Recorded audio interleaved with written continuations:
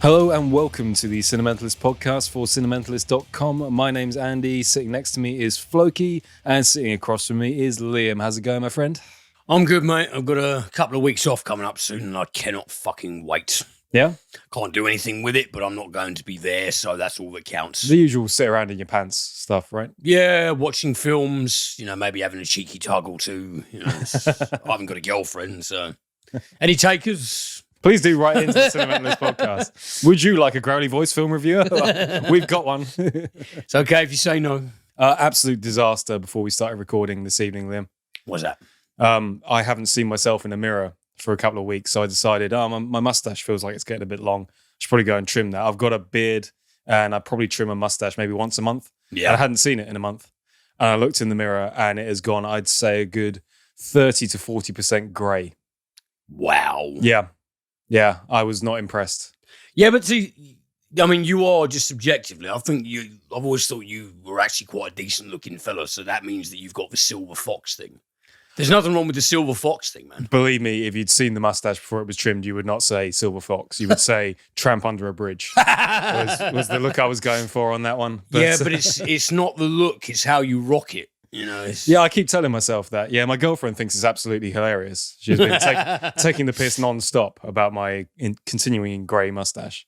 But none in the hair yet, and no grey pubes so far either. So capitulating to her wind-ups, mate. That's probably more information than the audience wanted to know. I just feel like we should give some context, about our... Well, with the plans to engineer a forum and that, these people, they're not just our listeners, they're our friends. Yeah, they're part of the family now. They're our, we're all one big cinephilic community, which is better than a syphilitic community. I was going to say cinephilic sounds wrong on so many levels, but it's actually completely fine. It's just one of those words that sounds like cinephilic. I know what you mean. Yeah. I've used it several times, and every single time I use it, there is this residual ugh. Sort of thing. Well, we were originally going to call the podcast, which is your blog suggestion, was Cinephilic Freak, I think. Yeah.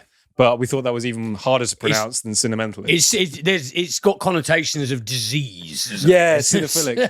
There's something syphilitic about it. Which is all right by me because I like making people feel repulsed, but there we go.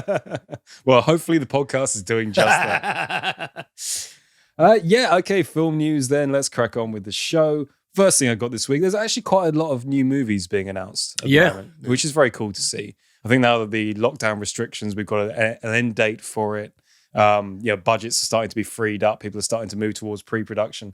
One interesting thing I found, this is an article from Cinema Blend entitled Upcoming Universal Classic Monster Movies. So Universal has got the rights to a lot of what we would consider old school movie monsters. I think. Like Wolfman and Frankenstein and the Mummy. Yeah, so they got a load of these in the works apparently. These are all entering, pre-production, and some of them, I think, production as soon as people are allowed to get on set en masse, so to speak. Yeah. First of these, Bride of Frankenstein is going to be a new film of this.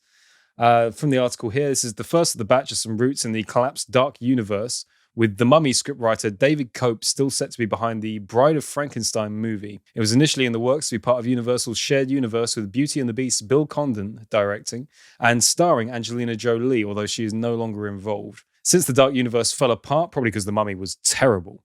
So the one where Russell Crowe was Dr. Henry Jekyll? Yeah, the only watchable thing in it, actually, was Russell Crowe mangling a British accent, which is always fun. Yeah.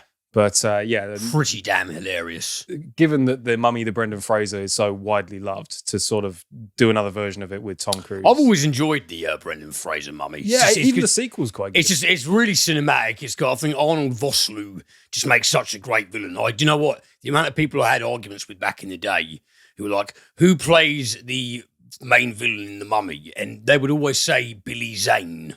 No.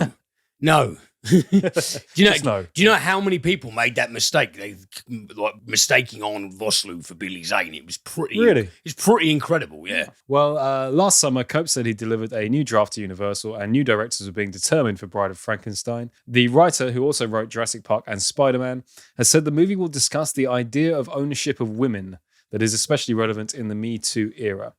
At the same time, Scarlett Johansson will be adapting the character in a different way for an A24 movie called Bride. So we're getting 2 Bride of Frankenstein films, I guess. Interesting. Yeah, could be fun. Another one here, Dark Army. This is Paul Feig or Feig? Feig. Feig, yes. I'm pretty sure it's Feig. Is it Feig? Yeah, Feig. Fair enough. Paul Feig is a director who is primarily known for making comedies, but he's really played with genre over the years with movies like the crime thriller A Simple Favor, buddy cop movie The Heat, or his version of Ghostbusters. He'll contribute to Universal's monster movie slate with a movie called Dark Army, which will be a homage to James Whale's old monster movies that started it all for Universal. Feig said he will play into the source material and how monsters can be extreme versions of outsiders. He's got some reservations about the product, though. He thinks that it might be a little too expensive, but he's vowed that he's going to make the movie regardless, so he seems to be shipping this around a little bit. He's called the script that he's got for Dark Army so far one of the favourite things he's ever written, especially in terms of the lead character he wrote for it. So, Dark Army, I think, is a bunch of the movie monsters coming together in a Marvel Avengers superhero kind of way, although I guess in this case, supervillains. Directed by Paul Feig. Yes. Well, with all due respect, I'm not going to hold my breath, to be honest with you. A couple of different takes on Dracula coming up as well. The first one is from Karen Kasuma, who has found a unique voice in the horror space already with her work on cult favourite Jennifer's Body with Megan Fox and 2016's The Invitation. It was announced in March that Kusama will be reviving Dracula for Universal and Blumhouse, and she has since explained that it will be a faithful adaptation of the Bram Stoker novel, previously adapted by Francis Ford Coppola in 1992. Well, The Invitation is actually one of my favourite underrated horror films of the 21st century. So if it has that writing talent attached to it, that does pique my enthusiasm a bit. Well, she seems really committed to, I've got another quote here, Kusama wants to do justice to the book, specifically in terms of the different points of view illustrated in the book. It sounds like novel fans will be excited for this remake specifically, but as the filmmaker warned, it won't be the romantic hero version of Dracula we also know and love. Good, as far as I'm concerned. Sounds cool. Yeah, because the Bram Stoker novel is a classic for a reason. Yeah. No, yeah. I'm interested. Have you heard? Are you familiar with the film The Invitation? Yeah. With Logan Martin. It's good, man. If you're not, I enjoyed that. Yeah, it's definitely good. More people need to see that one. And there's also going to be another version by Chloe Zhao. So she was the director of Nomadland. She's going to be making her own Dracula movie using a much different approach. She's going to direct, write, and produce a version of the classic monster that will be, and in quotes here, an original futuristic sci-fi western. An original futuristic sci-fi western? Yes, and also Dracula. Well, I mean... I'm really intrigued by that. I mean, I have no clue what's going on there. What was your... I like a batshit, script. What was your... Yeah, I think you might have told me, but what was your feeling of Cowboys versus Aliens? I just thought it was dull. Because they played it very straight with it, didn't they? Yeah, I thought it was just very weird. For us, again, an idea, a concept that has so much going for it. And you get there and you go, I mean, it's obviously supposed to be like B-movie schlock with the Cowboys versus Aliens, but they almost played it like it wasn't schlock, like it was, you're supposed to take it seriously. That's what I mean. They played it very straight. Yeah, and it felt weird. I don't remember the film very well, which is probably a bad sign. But I do remember being bored.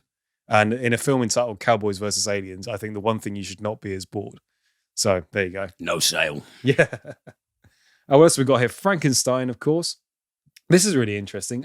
James Wan is taking on Frankenstein. Okay. Considered the modern master of horror, of course, Conjuring Universe, Insidious, all that sort of stuff. I don't know about the modern master of horror, but... Well, I guess in terms of box office revenue. So I'm just being a contentious prick. No. I'm sincere as well. I'm with you, but I think he's probably the most known modern horror director in terms of the mainstream horror stuff, Saw franchise and all that kind of stuff. Yeah, fair enough. But yeah, he's going to be taking on Frankenstein, which should be interesting. He's got some good ideas already. The next version of the story apparently will involve a group of teens who discover that a neighbor is building a monster in his basement and then he gets loose. The project has been compared to Disturbia and Stranger Things. Okay, sounds promising. Yeah, I think that's a good direction to take it. And I don't think, I'm not a huge fan of James Wan's work, but he has made some good horror. And he's quite inventive and creative as a creative force. That might be interesting. It's funny, just because you mentioned the film Disturbia, I never imagined that coming up on the podcast. That was a film that I was ready to despise. And then I watched it and I thought, that wasn't actually that bad. Especially as it was essentially ripping off Rear Window, which is one of my favourite films of all time. I was about to loathe it, but then I thought, no, do you know what? It's okay. Yeah, we'll run with that. Another one here, this sounds fun. And this is from someone that hates musicals. Monster Mash. Oh, right, yeah. Which will be written, it's an original musical that Universal is also producing, written by Will Widger and directed by music video filmmaker Matt Stowski. He's made music videos from everyone from Paramore, CeeLo Green to Train. Don't know a lot about Monster Mash right now, but it was announced about a year ago and is expected to be a riff off the classic song we've grown accustomed to hearing during Halloween season. I have a particular hatred for musicals, though occasionally one gets through. And a Halloween-y Monster Mash B-movie pastiche thing might be kind of fun. I've kind of got high hopes. Why is it you hate musicals again? For me, I can never get over, or not never, I can almost never get over the breaking the scripting. Suddenly everyone, bursts into song and dance. Just for me, something in my brain immediately goes, bullshit, fuck off. And I just, it's a suspension of disbelief thing for me, which I know your suspension of disbelief is supposed to be higher for a musical, isn't it? It's much more of I like musicals on stage. I think in stage productions, they work really well. In films, something faintly ridiculous about it that just turns my brain off. I'll be interested to see your views on, what is it called? London Road. It's got Tom Hardy in it. They actually did a musical based on the aftermath of the killings perpetrated by the Suffolk Strangler. Oh, wow. Steve Okay. Wright. That is, mate, I think that might be fun. You want an experience that just is elusively weird? You should check that out. And probably the most exciting project on this list, I think for a lot of people anyway, The Wolfman, as you mentioned earlier on, is one of the first things you thought of with Universal Monster. Remember the 2010 the 2010 version with Benicio del Toro and Hopkins. I think I remember watching that with you. Yeah, well, this is apparently going to star Ryan Gosling. Okay. And Leigh Whannell is going to be doing it. Yeah. Who I think you're quite a fan of Leigh Whannell. I seem to remember you rating them. Well, I love Upgrade. So Whannell will write and direct the project that will see the La La Land actor playing an anchorman who becomes the Wolfman. The movie is being compared, and these are big names here, to Nightcrawler and Network, leading us to believe he may be committing crimes and then reporting his exclusives the next morning. Now, to invoke Nightcrawler and Network, which are two fantastic films. Yeah, Upgrade is a film that I have a lot of time and reverence for. I think it's a really great movie. Nightcrawler and Network, though, I mean, especially the Mets Network, but that's you're gonna make those comparisons. That's making hefty promises there. So, but yeah, I mean, if it can stand along works of that caliber, then fucking A. I think all of these sound like good projects to begin with. Yeah. And watch in a year's time when we sit here and review them and go, actually, no, I didn't meet his mark. But well, they sound interesting. Yeah. It sounds like somebody's actually making an effort. I think there was this huge plan to do like the Dark Universe thing, and then The Mummy was so badly reviewed and badly received that it sort of killed it stone dead. And it's taken until now for them to sort of recover the idea. That was supposed to be the first one. That's why you're bringing in Jekyll and Hyde and all this sort of stuff. They're creating this overarching, as everyone wants to do these days, this big franchise stuff. Everyone's looked at the Marvel Universe stuff and the MCU and the DCU and all this sort of stuff and go, right, this is the way to make money from this point onwards. But the films had to be good. There's no getting around it. And The Mummy was such a false start. I think it's time to sort of reboot this now and see whether, there's some great creative talent on board with these pieces. So I'll be really interested to see which ones are hits and which ones are misses. I like the sound of The Wolfman. I like the sound of James Wan doing Frankenstein. I think he's got the chops for it.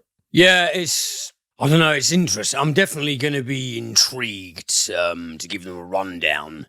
And I'll tell you why, because, I've probably made no secret of it by this point, but Nightcrawler, for example, that's the kind of movie, especially when it's executed as well as it is, that's the kind of film that really, really gets me going. That's something that it imbues me with an extreme amount of intrigue. Mm-hmm.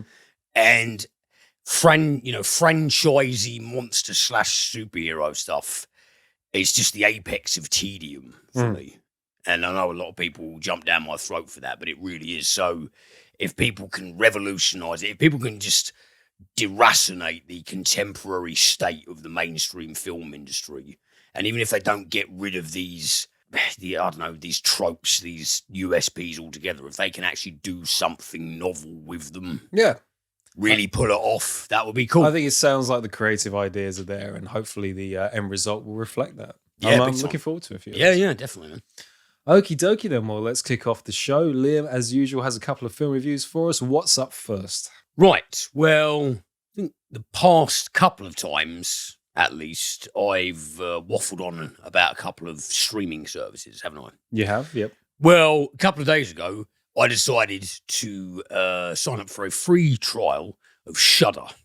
You familiar with Shudder? I know the name, yeah. I haven't tried it out myself yet. It's essentially like how would you describe it? It's sort of like a horror oriented or extreme thriller oriented variant of your Netflix. I saw it crop up often as a sponsor on lots of YouTubers that I'm subscribed to and cropping up on Twitter, etc., etc., etc. So I thought, do you know what?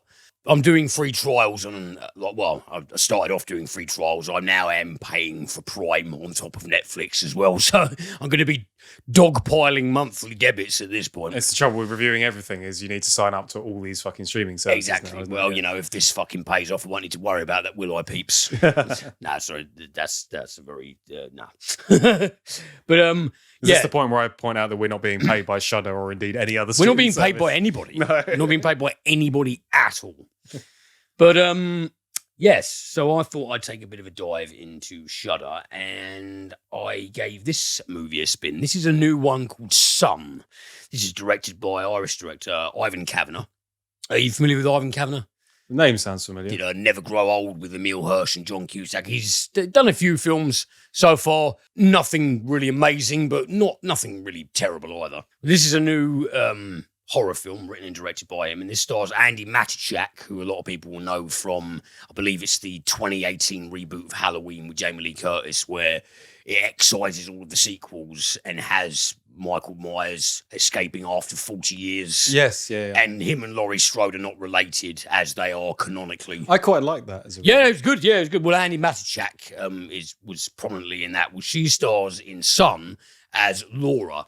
And in the opening of this film, Laura is literally barefoot and pregnant in a diner on a pissing down rainy night, shivering cold, drinking coffee in a shit-covered nightgown and just looking thoroughly distressed with the massively unkempt hair, which looks like a lot of it has been pulled out. She looks in a thoroughly sorry state. And she's sitting there trying to drink her cup of joe and looking very much like she wants to be left the hell alone when a couple of guys walk into the diner and they sit down behind her.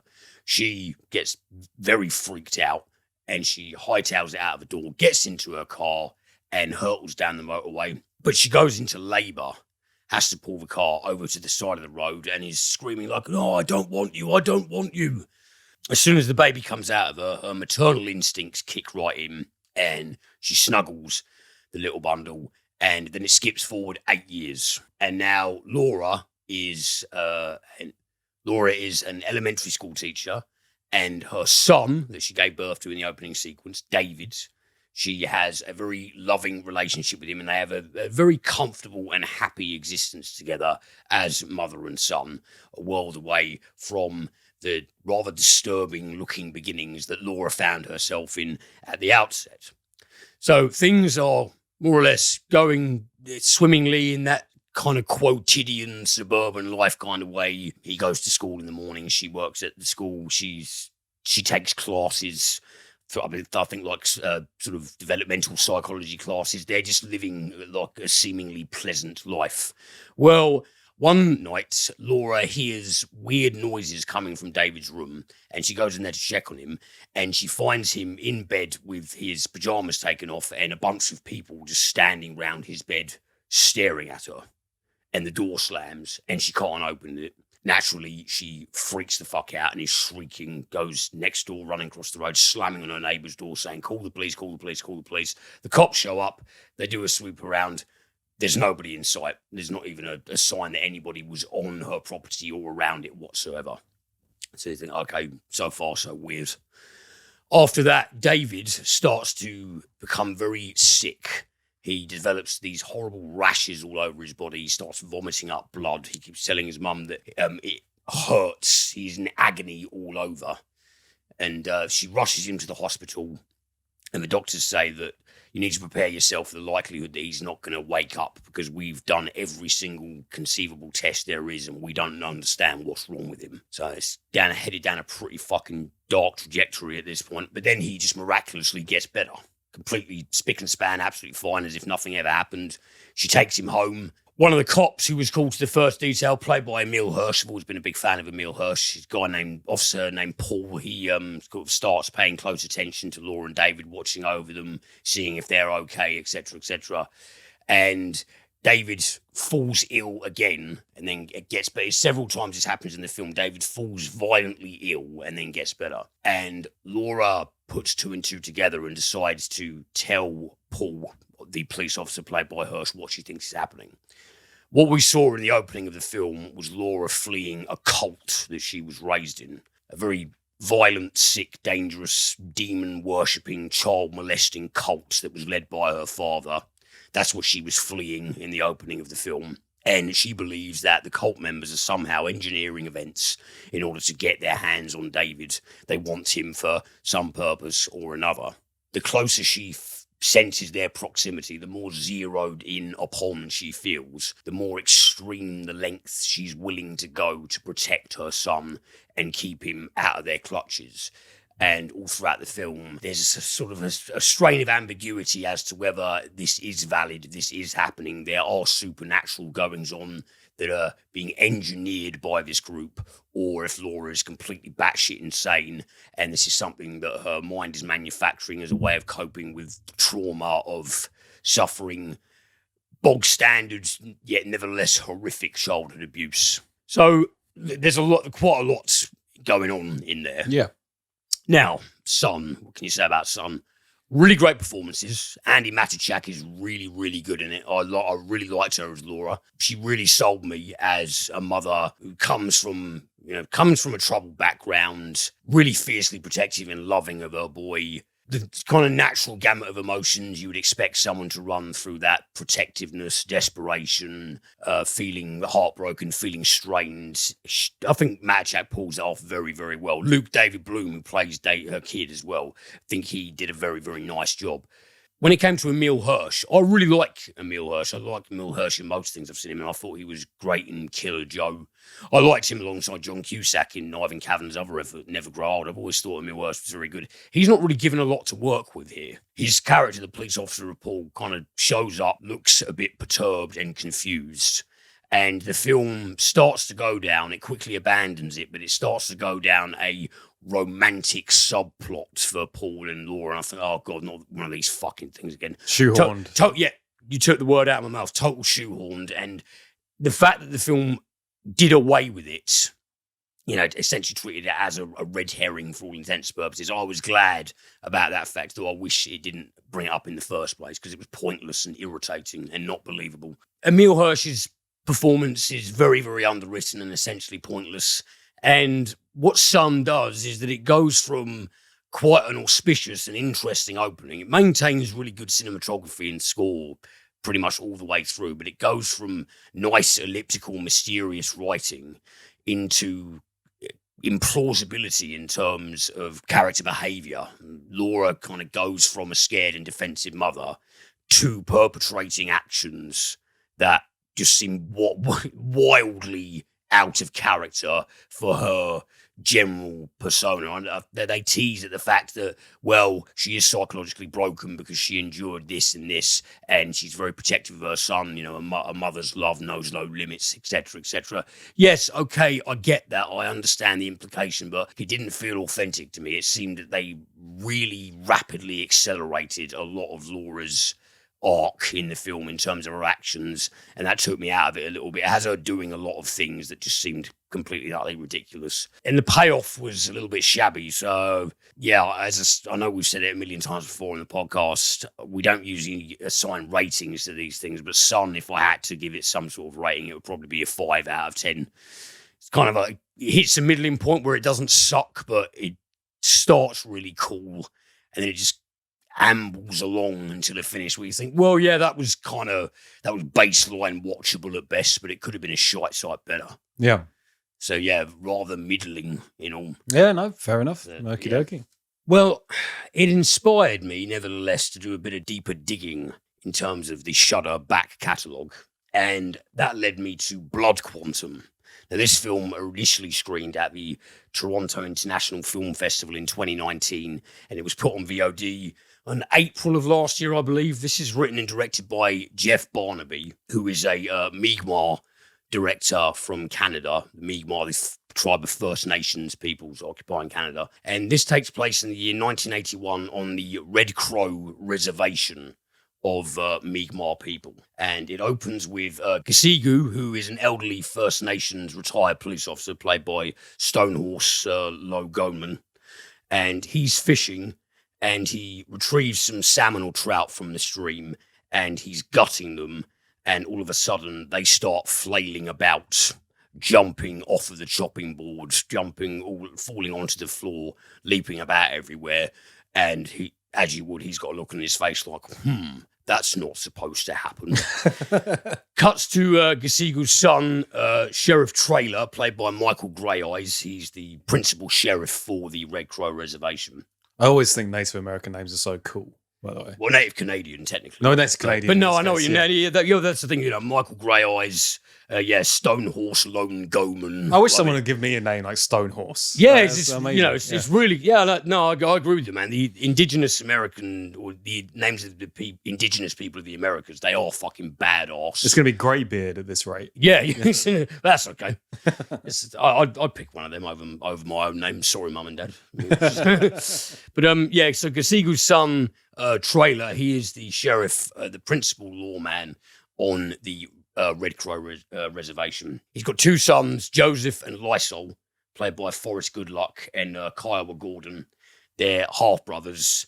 He had them with two different women, and they're constantly getting in and out of trouble. And he's just been informed by his ex that they're both in lockup together, and so he's got his hands full with them already. Then his father, as mentioned in the opening with the freaky fish, his dad calls him over and shows him the gutted fish, and it's like, oh, well, that's kind of weird, eh? So that's a terrible Canadian accent. It's very Letterkenny. Yeah.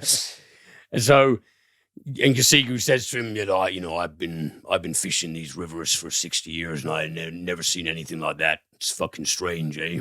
It's all about the fish. Yeah. And so Trailer thinks, okay, yeah, that's a little bit bizarre. So, Dad, here, do me a favor. I've got a few things to take care of. I've got to go and pick my sons, your grandsons, up from jail because they've been fucking about again.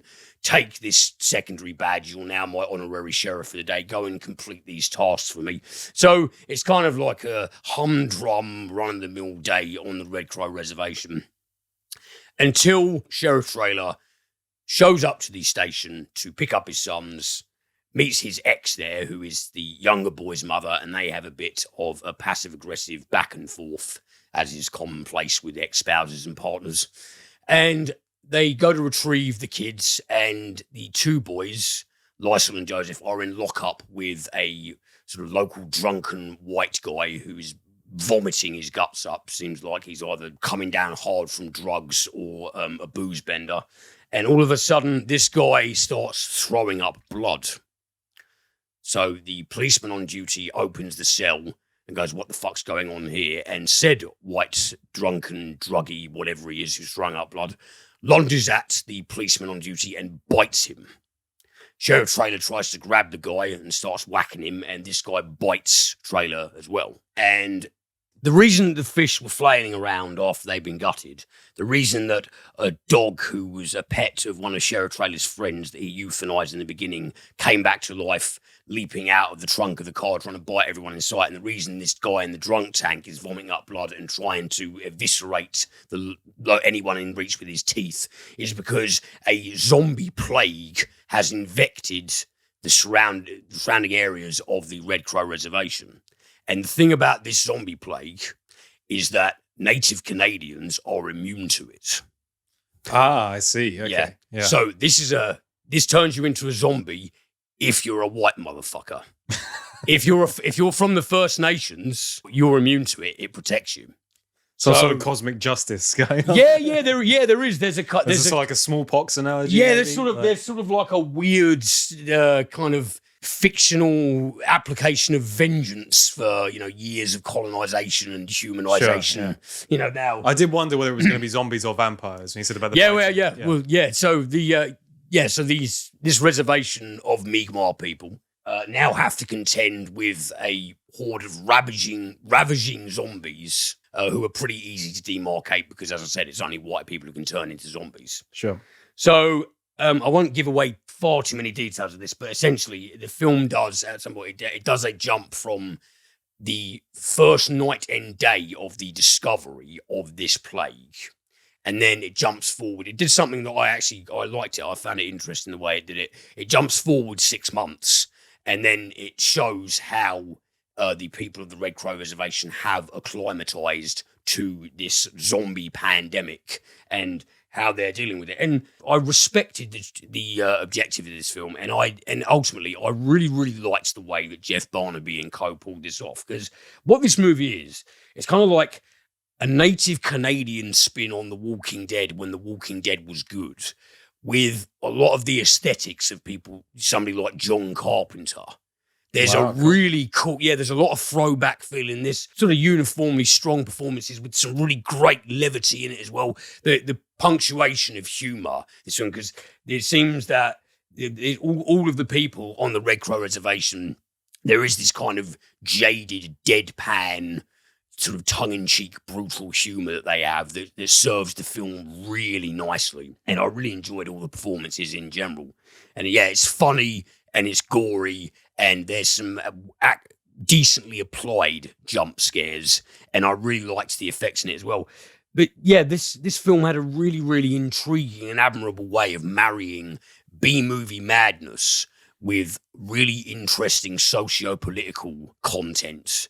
Because, the fact that the Mi'kmaq people, the fact that First Nations people are immune to this virus, as you said, it has a weird spin of they're almost fighting off a new brand of colonialism, in that all of the zombies are white, but because they're mindless fucking idiots, the Mi'kmaq people are actually able to mobilize and arm themselves and take care of them I really like the concept of it. I know. It's a native Canadian, as you said, native Canadian zombie film. Absolutely. Well, and the title, cool treatment. The title Blood Quantum actually refers to archaic laws in the Americas that, like, who is designated as an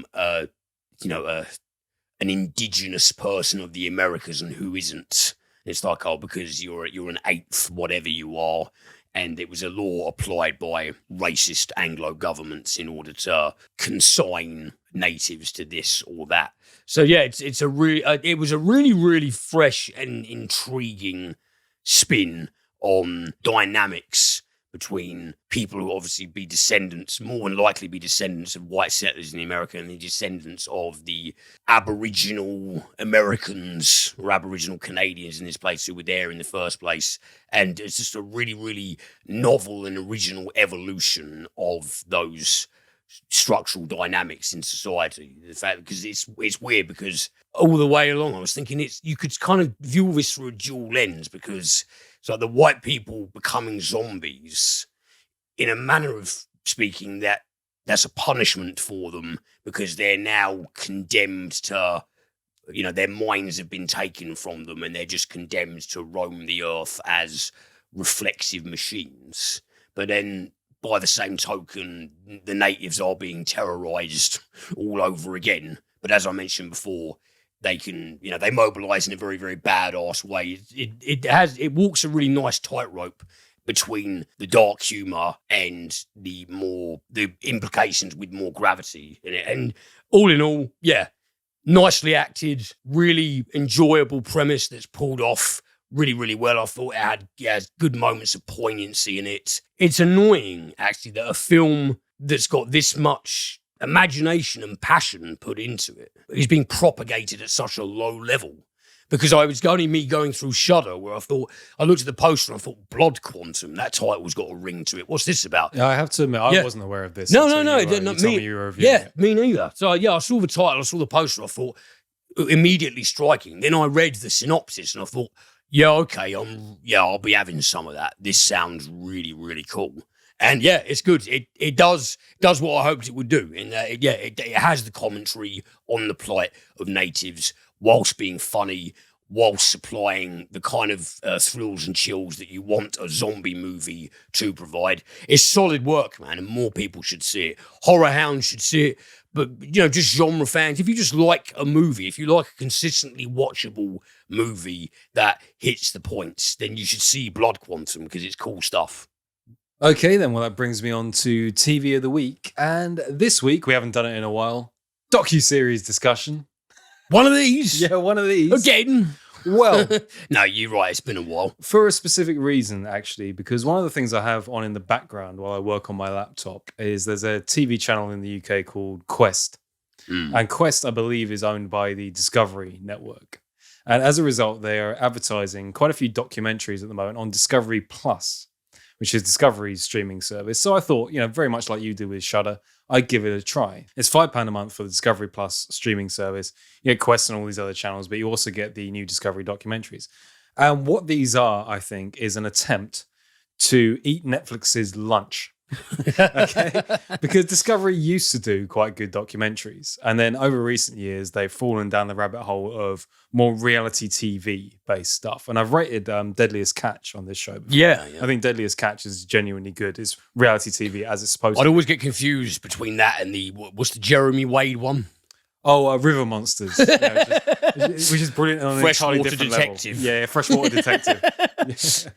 Aquatic investigator and whatever other bullshit Jeremy Wade's he's brilliant. come up with that week. But yeah, so they've been advertising quite heavily some of their new documentaries. And I thought, well, I love a docuseries. I watch a lot of them on Netflix. I think the game has been upped, if you like, over recent years in terms of what people expect from a docuseries. A lot of the Netflix ones are really great. We rate them all the time on the podcast, or at least I do anyway. It's like a TV of the week kind of thing. Yeah.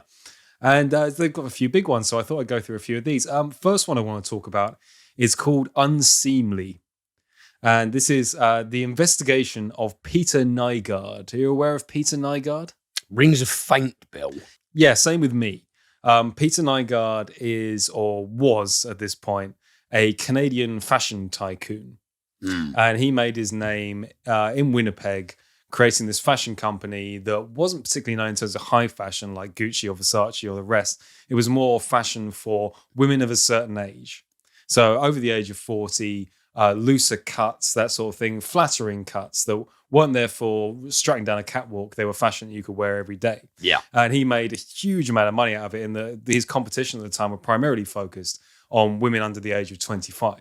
And his logic was, well, what about all the women over 25? Surely they want to wear fashionable clothes as well. So he created this huge fashion empire in the 70s. He's got Finnish ancestry, and he came from very, very poor stock indeed. And so there's a little bit of an investigation into his background, the fact he grew up in this sort of log cabin arrangement. His parents eventually opened a bakery, which brought them some success. He was able to go to school, get a business degree, and then create this huge fashion empire. One of the things that clued me into the fact this documentary might be interesting is that in the advert, they show a clip that says, out of Harvey Weinstein and all the rest, Peter Nygard may be the worst. Shit. So we are dealing, of course, with the topic of sexual assault. Because according to this documentary, and it seems to be very well researched in this regard, and Peter Nygard has since been arrested, he was famous for taking female employees and female models to his James Bond supervillain style lair that's built like a Mayan temple out in the Bahamas. Nygard Key, I believe it's called. He's built this sort of tiki palace Mayan temple thing. He would take women back there, often underage women, so girls really, and perform horrible acts upon them. So it's one of these. It's an investigation into a pederast and a very nasty person. A little bit of a malignant narcissist. Yes. Just a tad. That will be an understatement. Yeah. At one point, one of the models points out that he looks a lot like, I believe it's Siegfried out of Siegfried and Roy. It's the sort of shoulder-length flowing hair and the pinned-back face with a bit too much plastic surgery. And he's always wearing like his shirt open, and he's revealed to take a human growth hormone to keep his muscles pumped. So he looks like the repulsive piece of shit that he is. Yes, absolutely. Thing to say about this, so I started out saying this is Discovery Plus attempting to eat Netflix's lunch. Netflix do a lot of these kind of investigations. I reviewed Epstein, Filthy Rich, and all that sort of thing. This is a hard watch. It's fucking well sounds like. Yeah, and it kind of needs to be as well, in that a lot of this is testimony from women who have been sexually assaulted and raped. Yeah. And as a result, there's no sugarcoating that, nor should there be. It's really, really harrowing at points to get through. And rightly so. I think, to say that there should be some entertainment value out of this would be morally bankrupt. It's a documentary about a man doing terrible things to women and these women recounting those events. And as a result, that is very, very hard going. Actually, I think more than that, though, what makes it even harder is the pacing's off. And the pacing is off on a lot of these Discovery Plus documentaries that I've watched, in that again, we're not looking for entertainment here. When we talk about documentaries, or when I talk about documentaries anyway, what I'm really looking for is intrigue. And in order to keep the intrigue up, the pacing needs to be snappy enough to keep you constantly wanting the next bit of information. This is 4 parts, and actually it's one of those where I'd say you could lose a good hour's worth of content out of this. Not out of the women's testimony, which I believe is important to stand there as a piece of evidence and a piece of record, but in terms of the fact it keeps languishing over the same points again and again and again. There's not really a lot of interest there, and I think there's a lot of interest in the story itself. I just don't think the documentary is effective at keeping the viewer hooked in a way that they should be, because these women's stories are important. And as a result, it's hard to recommend this. I mean, I ended up watching it to the end more out of a sense of duty towards these women than out of being intrigued in the story, because this guy's just a horrible piece of shit. Yeah. And this is quite a dry recount of him being a horrible piece of shit. Well, I think I think it's quite easy to delineate between that and entertainment, as you say, because something that is created for the purposes of edification as opposed to entertainment, it still needs to be well structured. Yeah, and this is just losing something. It repeats itself too often. And actually, this is a common theme, because I'm about to get into another Discovery Plus documentary. This is called The Chameleon Killer. Now, this is just released, and it's in 2 parts. Both parts are about an hour and a half each. And this starts off with a cop wandering through the woods in the United States, and he finds behind a trailer park a barrel. And this barrel's burst open, and within the barrel are 2 bodies, one of a young woman and one of a small child. And this sets off, of course, the hunt for what initially seems to be a one-off killing, and it turns into a series of killings. Not hard to guess from the title, The Chameleon Killer. It was a guy who I'm not going to name on this podcast, because that's one of the reveals of the show. Leaves the name till the last minute. A lot of it is about hunting down, very much in the same way I reviewed Night Stalker. Yeah. I think fans of true crime, of which I'm sure there are some listening because you're into podcasts, and most podcasts are true crime, will be aware of the name. I'm not going to reveal it because the documentary holds it back. Obviously, he moved between identities, and there was a series of killings, which makes him worthy of note for a serial killer documentary. Again, something that Netflix is very good at, something that Netflix makes a lot of, or even licenses a lot of. A lot of the good documentaries on Netflix aren't even Netflix originals. They're ones that Netflix has perhaps provided some funding to, or used their platform in order to promote. It's got the same problem, which I found interesting. It's the pacing's wrong. You need to keep up that level of intrigue. It labors where it really shouldn't. It goes over the same points again and again, to the point where you go, I wonder how much of it is because of the serialization nature of making something for a channel that has to put in 5 advert breaks in the middle of their documentary.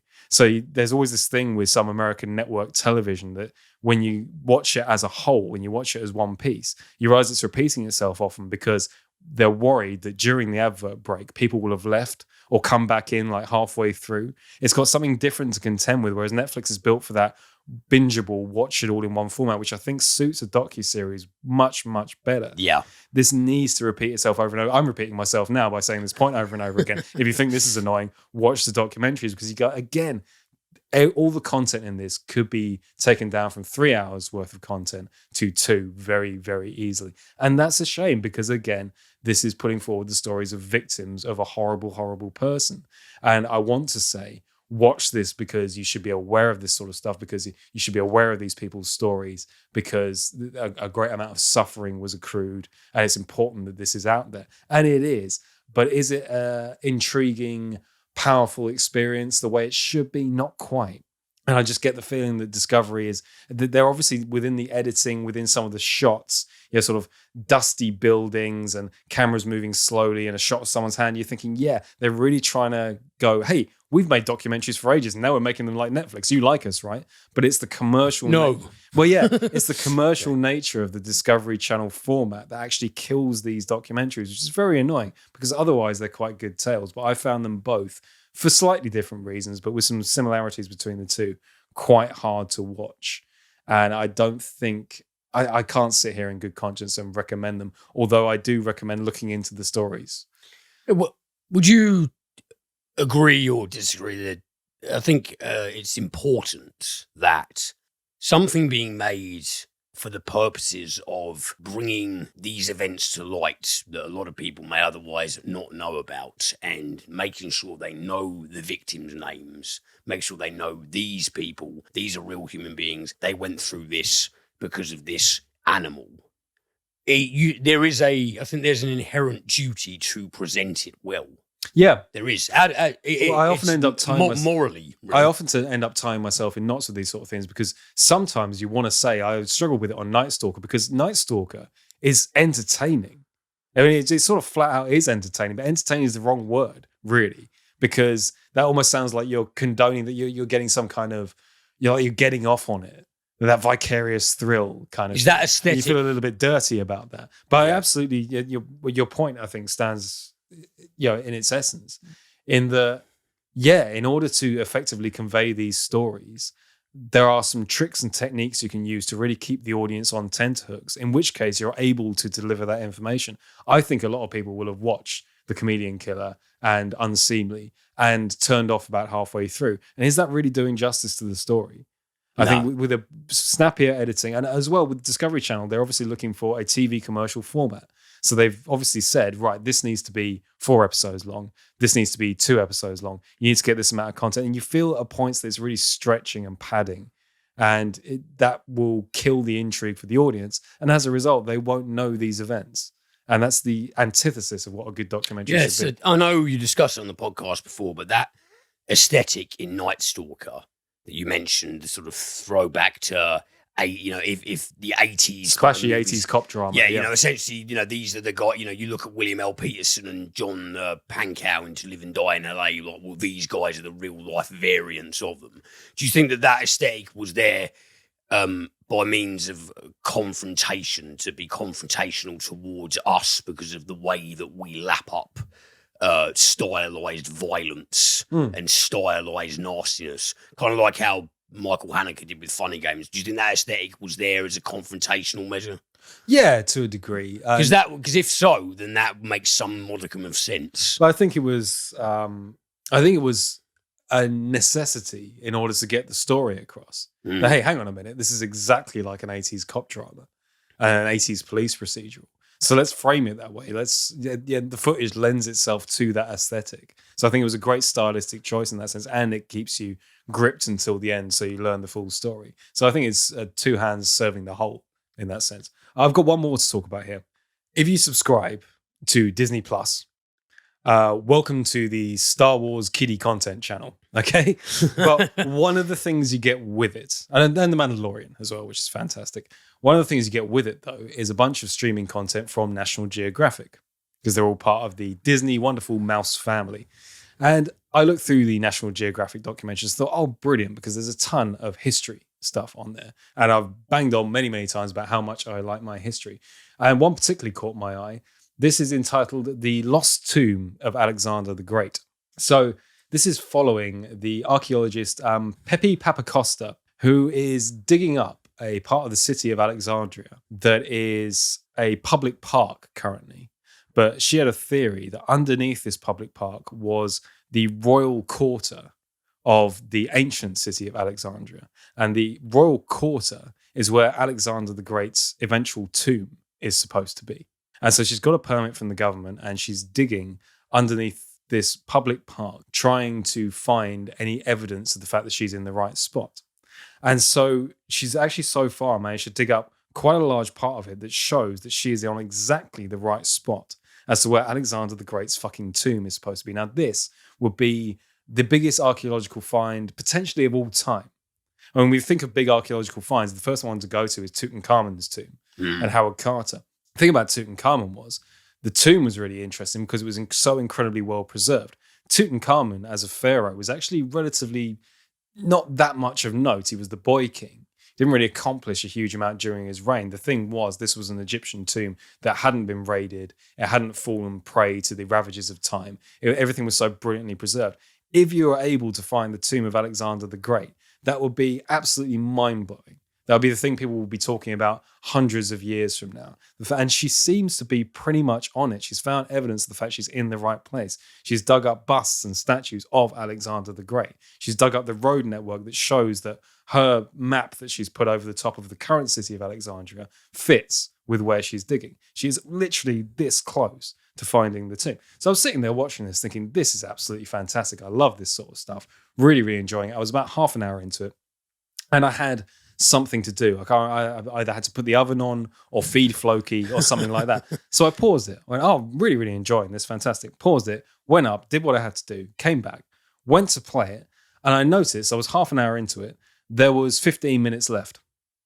This is a 45-minute documentary on the woman digging up the tomb of Alexander the Great. Now, I'm not saying that I'm disappointed with the fact that I expected this documentary piece to end with them discovering the tomb of Alexander the Great. If that had happened, we would have read about it on the news. Okay. Yes. I had no expectations in that regard. What I would have liked is more than 45 fucking minutes on what is quite possibly the biggest archaeological dig of all time. I think that's doing it a disservice. Yeah. I'll pressure disagree with you there. And a lot of it is filler as well. You've got this Burke, I can't remember his name off the top of my head, but he obviously presents a lot of National Geographic stuff.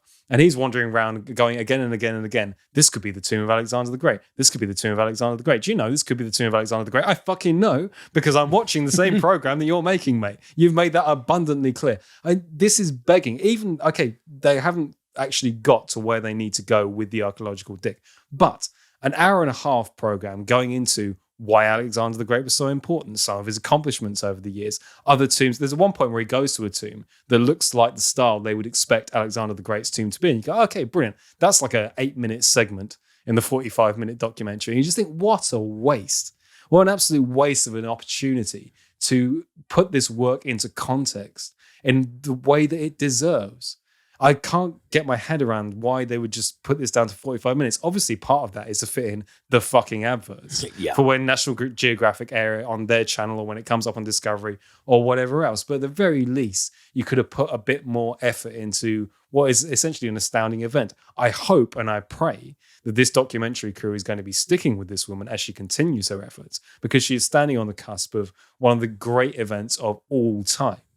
But to do a 45-minute program on it with virtually no context on why Alexander the Great was so important was such a swing and a miss. I was genuinely annoyed by it. Which is a great, great shame because the work she's doing is incredible. And I would advise you to check out the documentary simply to see a little bit of that. But what I really want to be doing is sitting here going, there's a great 2.5-hour documentary about Alexander the Great and how close this woman is to finding his tomb. It's just not there. You need to write these motherfuckers, man. Like, where's your scope? Yeah. Need more scope. I just pray that documentary crew is continuing to follow her. Yeah. Rather than, okay, well, that'll do. And then we'll come back later after it's all done. No, I want to see it as it happens. It just seems premature. Sounds like a very phoned-in handling. It's a premature ejaculation of a documentary, and I'm annoyed. Yeah, I can't say I blame you there from the sounds of it, dude. To stop this from being Andy's entirely negative segment on the podcast, okay, I thought I'd throw in something I've been watching recently that's actually very good, because I don't like to be completely negative. We always like to try and do a bit of light and dark. Quadruple whammy tonight. This is good. Yeah, I know, right? Well, I knew those ones wouldn't take me particularly long because it doesn't take long to point out the flaws in something, but I thought I'd point out something good while I'm here. This isn't a documentary. This is a series that is up on Netflix now, originally aired on the BBC. I believe we've talked about it previously. I think you recommended it to me ages ago. This is called Hinterland. Oh, no, I know of Hinterland, but I haven't actually seen it. Not a documentary. This is a police procedural. Set in Wales, isn't it? Set in Wales, indeed, yes. I watched Twin Town again the other day. I love that film. Yeah. This is... main character is Tom Mathias, played by Richard Harrington, and it is in all ways a police procedural. You've got every single trope going on with it. You've got he's the debonair detective with a dodgy past that is revealed very slowly throughout the narrative. He's got a boss who's always on his case and never believes anything he says, even though he's the top man that's constantly solving murders in every single episode of this show. His boss never You're a bullshitter. His boss never gets behind him. It's got the ubiquitous trope, like every single one of these police procedural tropes within it. However, because it's so well acted, because it's showing Wales, which is a part of the world that, I mean, even for English people sitting here, Wales is still something of a mystery. I've been a couple of times, but Wales is quite cut off from the rest of the country. I think prefers it that way. They've got their own culture. They have their own beliefs. And because it's showing this different culture, because it's got intrigue in that regard, and very much the same way, remember I reviewed the Valhalla murders the other week? You're getting an insight into a way of life that is alien to a lot of the rest of the world. Because of the great acting, because of the beautiful way this is shot, despite the fact that it has every single trope of a police procedural, this really, really works. And is made on quite a low budget as well. Another interesting thing about this is that every single scene was shot once in English and then once in Welsh as well. And it was funded because the BBC were mandated to create more Welsh content. There wasn't enough content on the BBC for Welsh-speaking people. And so a show set in Wales as a police procedural was their solution to this problem. And it's absolutely fantastic. It's really, really good. Despite the fact it's got those tropes, it manages to subvert them. It manages to glide above them. It's artistically shot. It's well-paced. It's character-based drama. And Richard Harrington's performance, when you're doing one of those tropey detectives with the dark past that's got a sixth sense for murder and who's done what, to rise above that and to do something interesting and dark and genuine and real with it is quite a hard thing to do in this day and age because there's so many of those. However, all of that being said, Hinterland actually sits slightly above it. Just through its sheer production values, quality of acting, and the fact that it was shot on a small budget kind of blows my mind because it does way more with that budget than a lot of really average police procedurals that are trotted out by the BBC again and again and again. So if you've got a Netflix UK account, it's all sitting up there for you. I would highly recommend Hinterland. I think it's a fresh retelling of a very old tale. Yeah, it was a mutual friend of ours who I bumped into in the street, and he told me that essentially, verbatim what you said, even though it is a procedural when, there's a fucking murder every week, etc., it's got great cinematography, it feels lived in and realistic, and it just has like a very immersive and authentic grasp on it. And he also said, because I've yet to watch it, I want to watch it, but especially how you've given it a great rundown there. But he was also saying about how the landscape, it's bleak, but it still retains a beauty. A lot of comparisons, my review the other week of the Valhalla murders is essentially saying the same thing, really. And I think both shows stand out. Police procedurals are 10 a penny.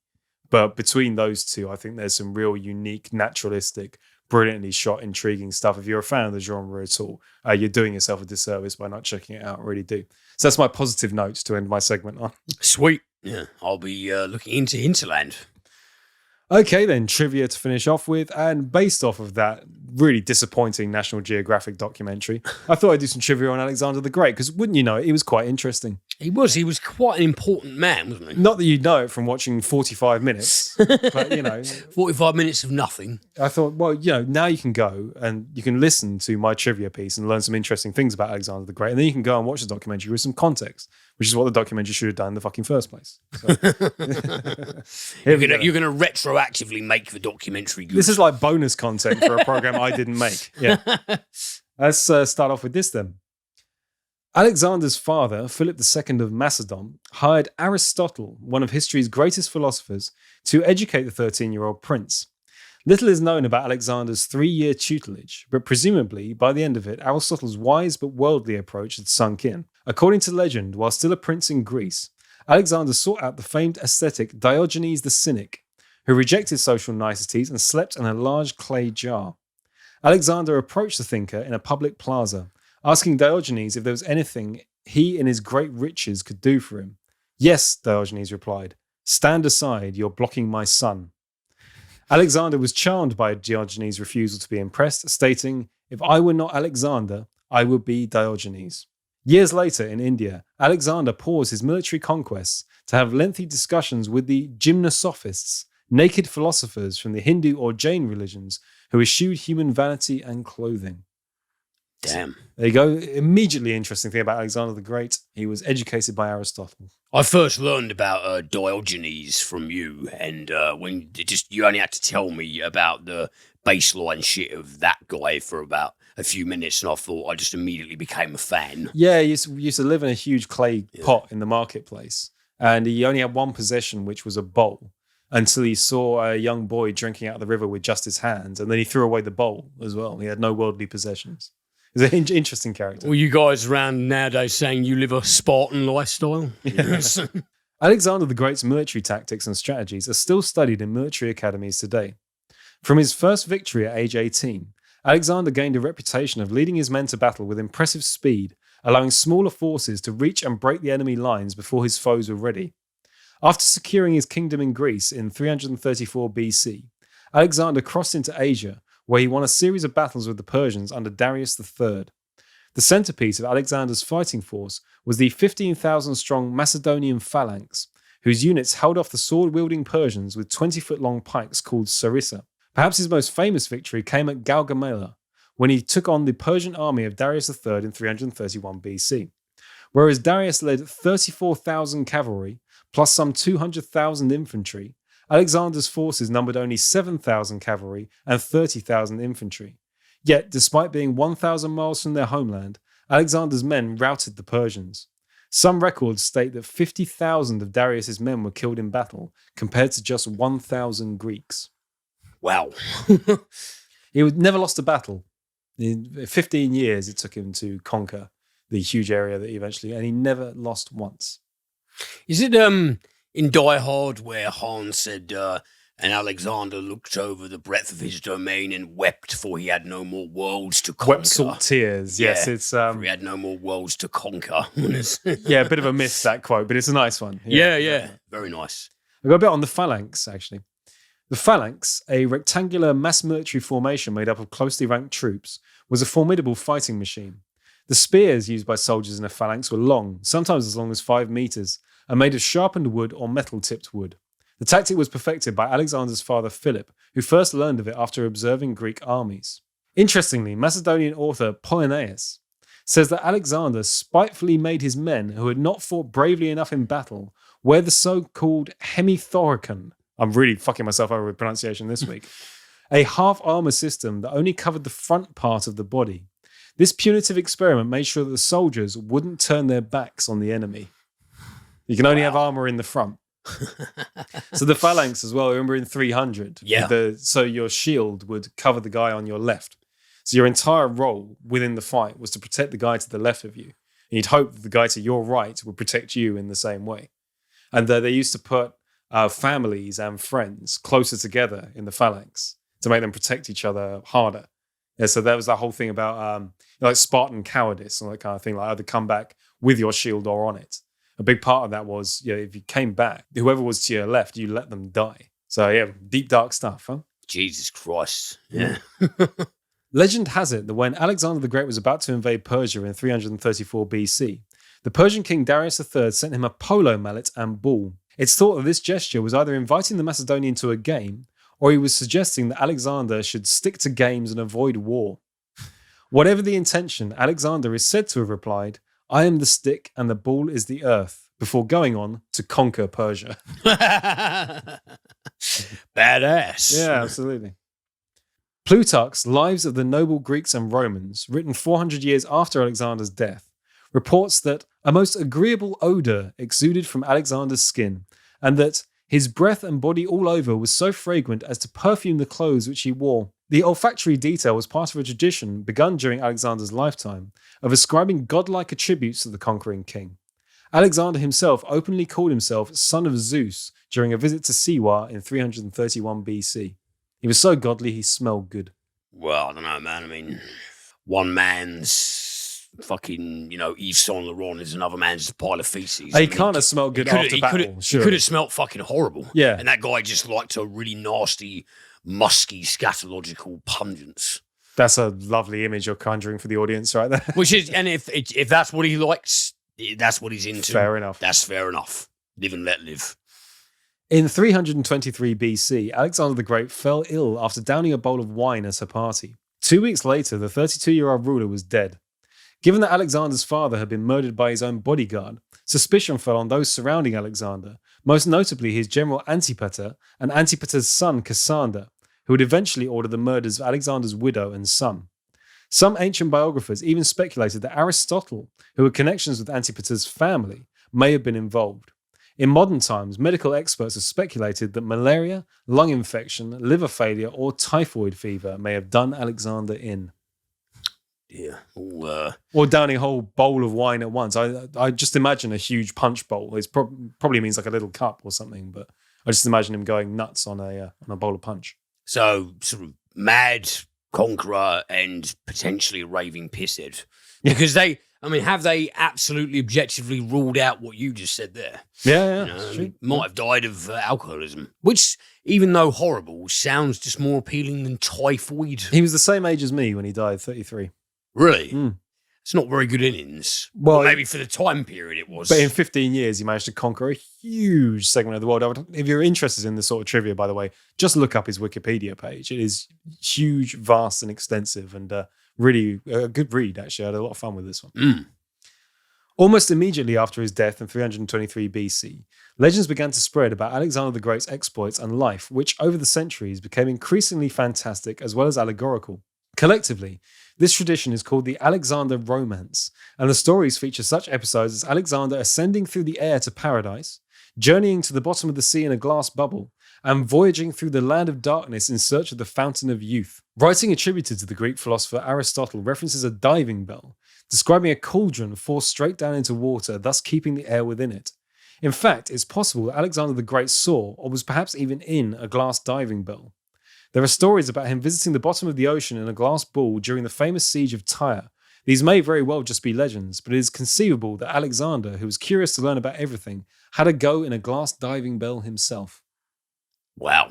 Yeah, this seems there might actually be a degree of facts to the myth in that regard. Yeah, the other things you mentioned sound a little bit apocryphal. Yeah.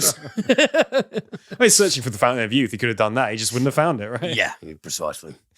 Well, that wraps up our free podcast this week, my friend. We're off into premium podcast territory. This week, we're going to be doing the best of British. Yeah, British cinema. A lovely bit of British. British cinema is best, isn't it? Really? Yeah, you can keep the rest of it world. Off the back of Brexit and other bad ideas, we decided that we'd have a look at British cinema because we are indeed two Brits, and there's some good stuff out there. There's some really, really great stuff out there, actually. And I think there's a good deal of it that we probably haven't discussed before on the free or premiums, and they're just good ones to have a chinwag about. Yeah, absolutely. So if you feel like joining us for that, please do check out cinementalist.com for a link to our Patreon page, or you can Google Cinementalist, and the Patreon page is the first result. You can follow us at Cinementalcast for weekly updates on the podcast and other stuff that I randomly put up as well. Yeah, film memes and shit like that. And you can follow Liam at the Movies at Wacko Jacko's Flicks. Excellent. Oh, and also there's a link on the cinementalist.com website to the Wacko Jacko blob. Wacko Jacko blob. The Wacko Jacko blob. Blobby, blobby, blobby. Yeah, we should rename it from this point forward. You can find a link to the Wacko Jacko blog where Liam puts up his weekly musings as well. And please do give them a read. They're very well written indeed. Anything else to add, Liam? Thank you very much for listening, people. We hope you had a good time. We certainly did. And yeah, bye. Worst ending we've ever done. No, cheers, guys. Just check out the good stuff we recommended. Also, the stuff that we said was mediocre. Probably check that out as well, but don't blame us if you don't like it. There you go. Yeah, always right. Always right. We are. Okay, guys. Hope to see you on the premium one, if not free one, next week. Thank you very much.